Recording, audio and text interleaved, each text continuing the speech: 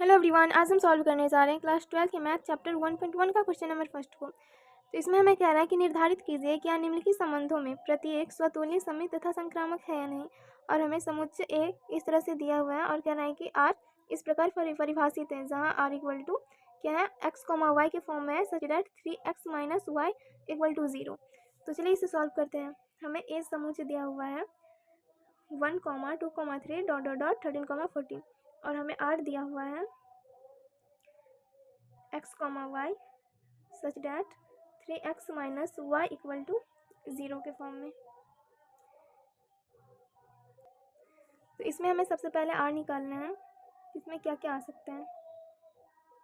तो यहाँ पे आप देख सकते हैं कि यहाँ पे क्या दिया है, 3x minus y equal to 0।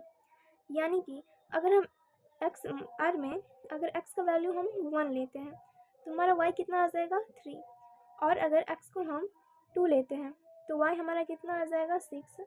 यहाँ पे x अगर हम 3 लेते हैं तो y कितना आ जाएगा हमारा 9, और x अगर हम कितना 4 लेते हैं तो हमारा जो y है वो कितना आ जाएगा 12। कितना आ जाएगा, क्योंकि यहाँ पे 3x माइनस वाई है, तो अगर x का वैल्यू हम 1 लेते हैं तो y हमारा 3 आ जाएगा। इस तरह से आप इसे निकाल सकते हैं। अब हमें चेक करना है कि इनमें मतलब कौन सा इसमें स्वतुल्य समित और संक्रामक है या नहीं। तो उसके लिए सबसे पहले हम स्वतुल्य चेक करेंगे।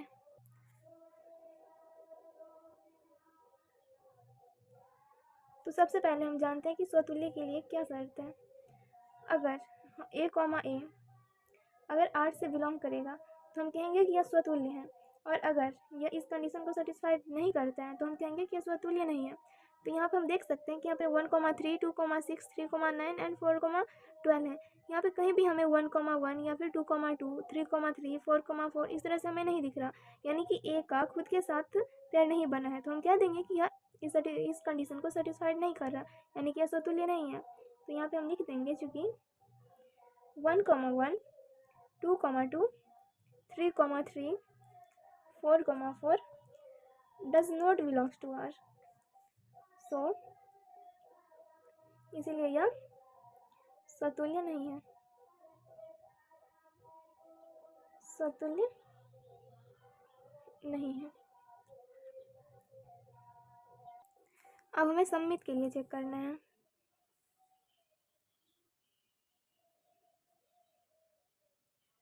तो इसके लिए भी हम सबसे पहले समझते हैं कि सम्मित होने के लिए क्या कंडीशन है। तो सम्मित होने के लिए अगर हम कह सकते हैं अगर a कॉमा बी अगर a कॉमा बी आर से बिलोंग कर रहा है तो b कॉमा ए को भी आर से बिलोंग करना चाहिए। अगर ऐसा होता है तो हम कहेंगे कि यह सम्मित संबंध है, वरना यह सम्मित संबंध नहीं होगा।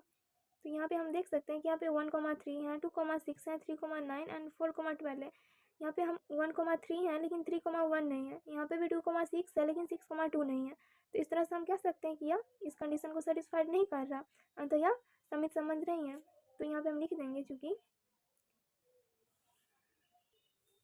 1, 3 belongs to R but 3, 1 does not belongs to R।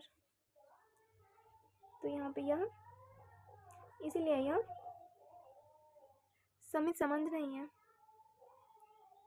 सम्मित संबंध नहीं है। अब हम संक्रामक के लिए चेक करेंगे। तो संक्रामक के लिए क्या कंडीशन होता है कि अगर a कॉमा बी आर से बिलोंग कर रहा है तथा b कॉमा सी भी आर से बिलोंग कर रहा है, तो यहाँ पे a कॉमा सी को भी आर से बिलोंग करना चाहिए, तभी हम कहेंगे कि यह संक्रामक है।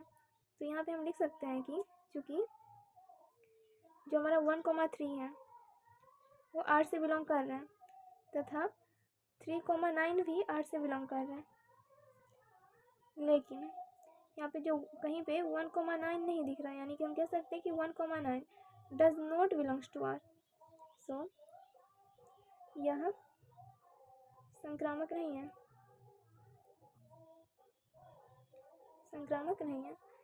तो यही रहा इसका सॉल्यूशन। आई होप आपको समझ में आया होगा, और अगर किसी भी तरह का कोई डाउट है तो आप कमेंट कर सकते हैं। तो मिलते हैं नेक्स्ट वीडियो में, तब तक के लिए बाय, टेक केयर।